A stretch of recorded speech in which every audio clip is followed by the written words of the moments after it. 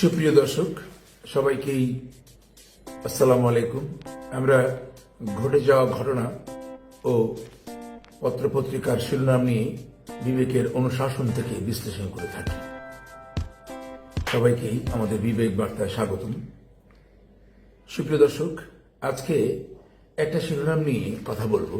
বিষয়টি অত্যন্ত হৃদয় বিদারক। অর্থাৎ খালাস পেয়েও 7 বছর ছিলেন ফাঁসির সেলে। দর্শক ভাবতে পারেন বিষয়টি। ঘটনাটি ঘটেছে খুলনায়। ইব্রাহিম নাম ওরফে সাগর নামের এক ব্যক্তি একটি মামলায় তাকে ফাঁসানো হয়। এটা 2003 সালে। ভাবুন তো, 2003 সাল মানে 21 বছর আগে একটা খেটে খাওয়া মানুষকে একটা মামলায় ফাঁসানো হয়। সেটা হলো, একটু পড়ি। কারাগার সূত্র জানায় 2003 সালের বাগেরহাট থানার একটি হত্যা মামলায় নিম্ন আদালত ইব্রাহিম আলীকে দোষী সাব্যস্ত করে মৃত্যুদণ্ডাদেশ দেয়।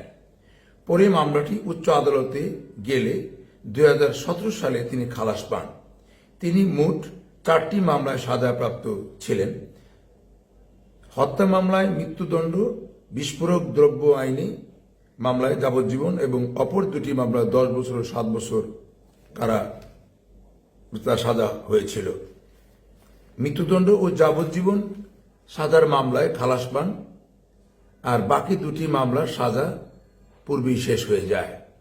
অর্থাৎ বলতে গেলে লোকটি পুরোপুরি নির্দোষ।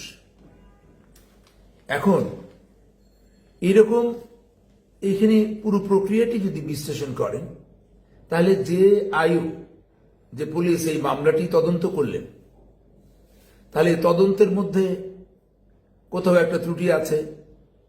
এরপরে সবচেয়ে দুঃখজনক হল, যখন প্রাথমিক বিচারে তাকে দোষী সাব্যস্ত করা হলো, এই লোকটি ঠিকমতো আইনি সমর্থন সহযোগিতা পান নাই। আর নিচের আদালত যাকে মৃত্যুদণ্ড দিলেন, উপর আদালত খালাস দিলেন।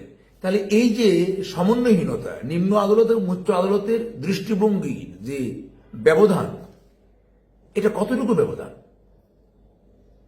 এখন এরকম যদি চলে, মানে দায় সারাগুছের তদন্ত, দায় সারাগুছের বিচার উচ্চ আদালতে এই দীর্ঘ সময়ের মধ্যে, এরপরে এই ব্যক্তিটি যখন খালাস পেলেন, খালাস পাওয়ার পরে এই অর্ডারটা, এই আদেশটা ওখানে পৌঁছতে সময় লেগেছে 7 বছর। ভাবুন তো, আমরা যে সমস্ত রাজনৈতিক দল সংবিধান সংস্কার নিয়ে চিৎকার করছেন, আর আমরা বারবার চিৎকার করি, যতক্ষণ পর্যন্ত মানুষ না হবে, যতক্ষণ পর্যন্ত মানুষের মধ্যে মানবীয় গুণাবলী প্রতিষ্ঠিত না হবে, ততক্ষণ পর্যন্ত ইব্রাহিমের মতো মানুষ জেলখানায় পৌঁছবে। এদের দেখার কেউ নেই।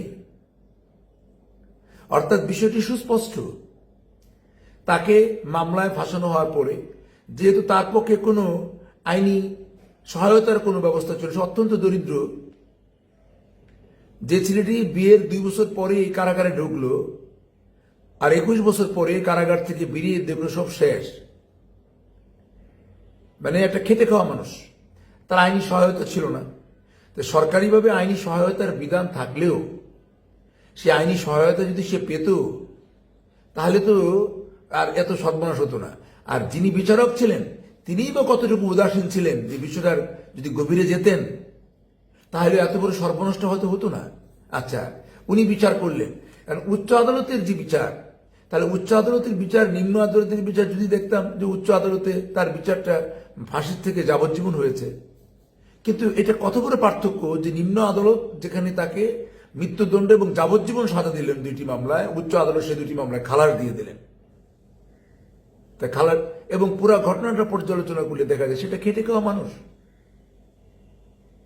এখন এখানে ন্যায় বিচার হয়েছে কি হয় নাই সে তর্কে গেলাম না। তবে ইব্রাহিমের জীবন থেকে 21টি বছর চলে গেছে এবং তার মধ্যে খালাস পাওয়ার পরেও আদালতের ফাঁসির সেলে সে ছিল 7 বছর। আমরা ইব্রাহিমের কাছে সরি বলবো, মাপ চাইব, কিন্তু ফিরিয়ে দেওয়া যাবে না তার জীবনের 21 বছর। অথচ সংবিধান আছে, রাষ্ট্র আছে, সরকার আছে, পুলিশ আছে, সবই আছে, কিন্তু ন্যায় বিচার নেই, আইনি সুশাসন নেই। এখন এই যে পরিস্থিতি চলছে, একটা মামলার প্রাথমিক কাজ হলো সঠিক সুষ্ঠু তদন্ত করা, এবং মিথ্যা মামলার যে প্রবণতা দেশে চালু হয়েছে, কত মানুষ যে বিনা বিচারে, কত মানুষ যে এই সমস্ত রোশানলে পরি ক্ষতিগ্রস্ত, তার কোনো ইয়ত্তা নেই। এবং মামলা বাণিজ্য বলতে একটা কথাই দেশে প্রচলন আছে।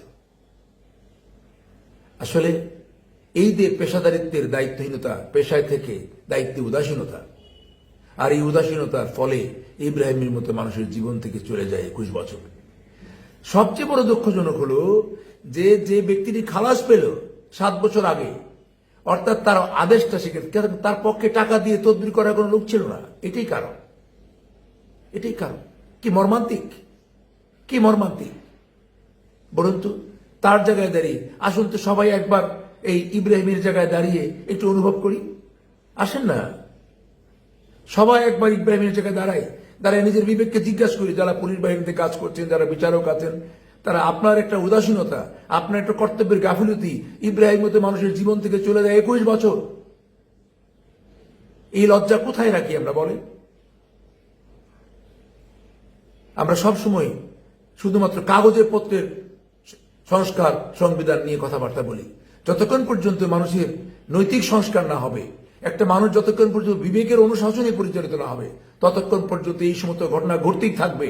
ইব্রাহিমেরা জেলখানায় থাকবে, আর আমরা সরি বলবো, আমরা পত্রিকার পাতায় অনুশোচনা একটা বিবৃতি দিব, বলবো দুঃখিত, আমরা লজ্জিত, এর অবাঞ্ছিত, এটা অনাকাঙ্ক্ষিত, এই সমস্ত শব্দগুলো প্রয়োগের মধ্যেই আমাদের শেষ হয়ে যাবে। আমরা এগুলো থেকে বাঁচতে চাই। এই সমস্ত ঘটনা প্রথম ঘটছে তা না, প্রায়শই ঘটে থাকে, এবং প্রকৃত অনুসন্ধান চালালে দেখা যাবে আরো এরকম ইব্রাহিম হয়তো পড়ে আছে, আমরা জানি না, আমরা খবর রাখি না। আমরা বিষয়টা নিয়ে অত্যন্ত মর্মাহত।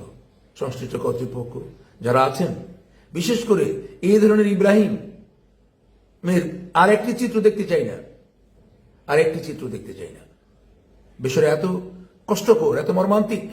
শুধু একটি প্রশ্ন করব, সবাই একবার ইব্রাহিমের জায়গায় দাঁড়িয়ে অনুভব করুন, অনুভূতির মধ্যে নিয়ে আসুন এই কন্ডেম সেলে ফাঁসির জায়গায় 7 বছর। ভেবে দেখুন কত নির্মম। এটাকে আয়নাগর কেউ ছাড়িয়ে গেছে কিনা ভেবে দেখুন। সুপ্রিয় দর্শক, আর এই ধরনের ঘটনাগুলো আসেন সবাই যাতে বিবেককে প্রতিষ্ঠিত করে আমরা যার যার দায়িত্বে, পেশাদারিত্বের সাথে কাজ করতে পারি, সেটাই কামনা করছি। ভালো থাকেন সবাই। আসসালামু আলাইকুম।